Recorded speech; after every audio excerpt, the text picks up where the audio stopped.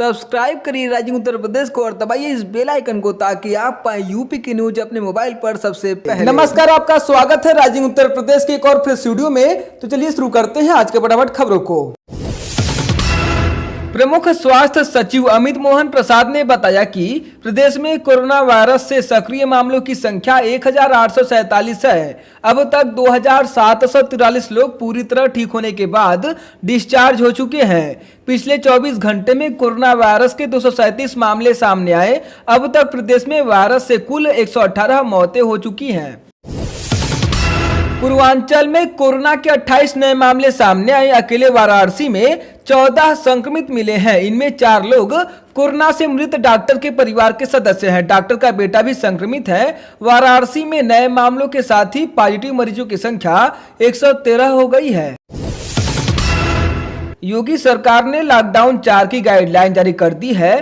Containment क्षेत्रों के बाहर फैक्ट्री और कारखाने खोलने की अनुमति दे दी गई है। लॉकडाउन में खुलने वाली जरूरी सामान की दुकानों में काम करने वालों को मास्क और ग्लव्स पहनना अनिवार्य कर दिया गया है। इसके अलावा अब दुकानदारों को ग्राहकों के लिए सैनिटाइजर की व्यवस्था भी करनी होगी। सरकार ने अनुमति लेकर शादियों के आयोजन की छूट तो दे दी है, लेकिन उसमें 20 लोगों की ही उपस्थिति को अनिवार्य किया गया है। शाम 7 बजे से लेकर सुबह 7 बजे तक किसी भी वाहन के आने जाने पर रोक है। सरकार ने 65 साल से ज्यादा एवं 10 साल से कम उम्र के व्यक्ति को घर से न निकलने की सलाह दी है। हालांकि इमरजेंसी केस में छूट रहेगी। योगी सरकार ने गाइडलाइन में स्कूल, कॉलेज और कोचिंग संस्थानों को पूरी तरह से बंद रखने का निर्देश दिया है, लेकिन ऑनलाइन क्लास चालू रखने की अनुमति दी है। गाइडलाइन में मेट्रो सेवा पूरी तरह से बंद रखने को कहा गया है। एयर एम्बुलेंस या किसी मेडिकल इमरजेंसी को छोड़कर सभी फ्लाइट्स पर भी रोक जारी रखी गई है। सरकारी आयोग के अलावा चलने वाली यात्री बसों पर भी रोक लगाई गई है। गैर राज्यों से पलायन कर यूपी वापस लौट रहे प्रवासी श्रमिकों को लेकर कांग्रेस व भाजपा में घमासान जारी है।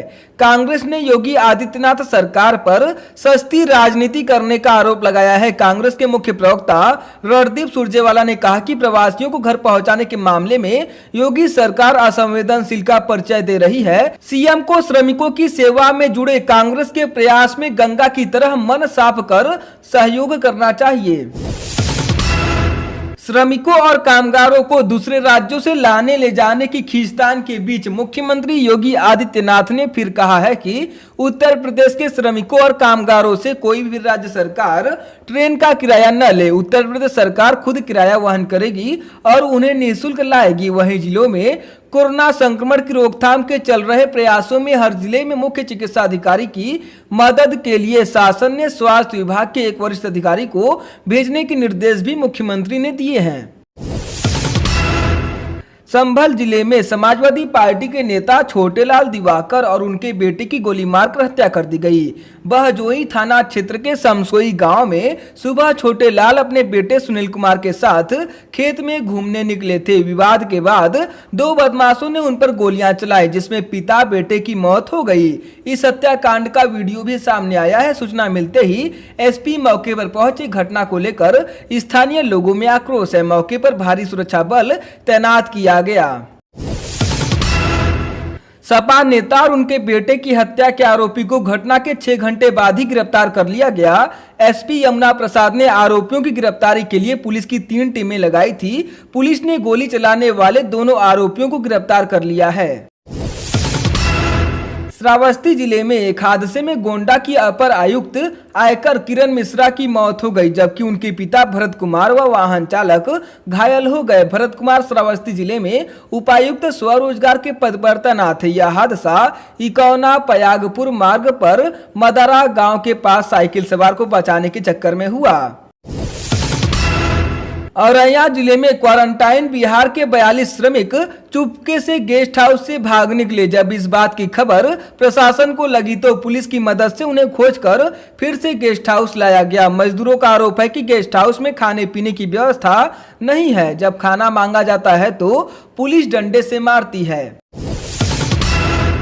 लॉकडाउन के बीच दिल्ली, महाराष्ट्र व गुजरात से पलायन कर श्रमिक अपने गांव लौट रहे हैं, लेकिन इनमें से तमाम कोरोना वायरस से संक्रमित निकल रहे हैं, जिसमें स्वास्थ्य विभाग की चिंता बढ़ गई है। यदि गांव-गांव कोरोना फैल गया तो इसे रोक पाना मुश्किल होगा। एक आंकड़े के मुताबिक अब तक 350 से अधिक श्रमिकों में कोरोना जैसे लक्षण पाए गए हैं। स्वास्थ्य एवं परिवार कल्याण विभाग के प्रमुख सचिव अमित मोहन प्रसाद ने कहा कि हर जिले में संक्रमण रोक की जांच के लिए एक प्रयोगशाला स्थापित की जाएगी। श्रमिकों पर ग्राम व मोहल्ला निगरानी समिति से निगरानी रखी जा रही है।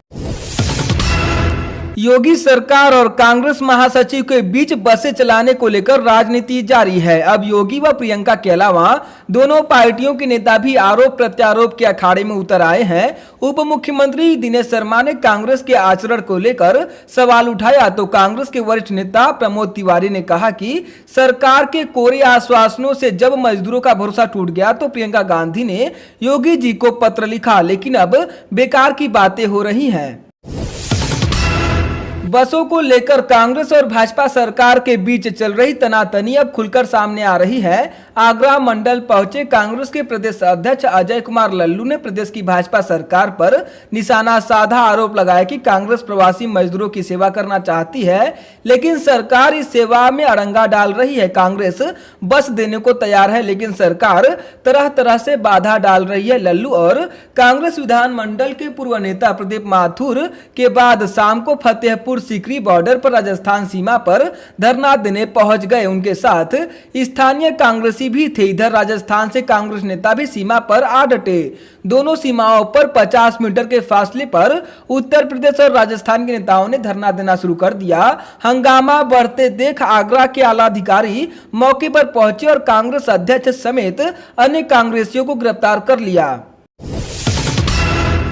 मुख्यमंत्री योगी आदित्यनाथ ने स्वास्थ्य कर्मियों, स्वच्छता कर्मियों और पुलिस कर्मियों के लिए चिकित्सा सेतु ऐप लॉन्च किया। उन्होंने कहा कि कोरोना वायरस के प्रकोप के बीच हमें खुद को सुरक्षित रखना होगा। हमें कोविड-19 की श्रृंखला को तोड़ने की जरूरत है।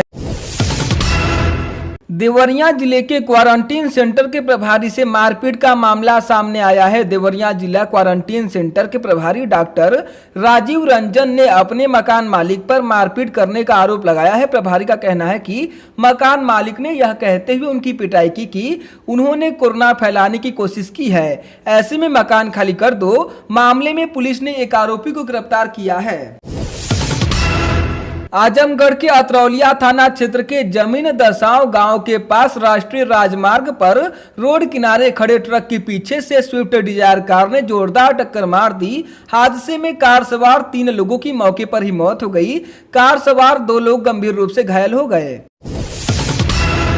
नोएडा में कोरोना वायरस का प्रकोप लगातार बढ़ता जा रहा है। वहीं लॉकडाउन 4 को देखते हुए अभी तक जिला प्रशासन ने नोएडा दिल्ली बॉर्डर पर लगे सील को खोलने की अनुमति नहीं दी है। इस वजह से नोएडा से दिल्ली आने जाने वाले व्यक्तियों के लिए समस्याएं अभी भी बरकरार रहेंगी। उत्तर प्रदेश शिया व सुन्नी वक्फ बोर्ड का कार्यकाल खत्म हो गया है। अब यह दोनों बोर्ड फिलहाल सरकार के अधीन ही रहेंगे। सुन्नी वक्फ बोर्ड का कार्यकाल 31 मार्च को ही पूरा हो चुका था। 18 मई को शिया वक्फ बोर्ड का कार्यकाल भी पूरा हो गया।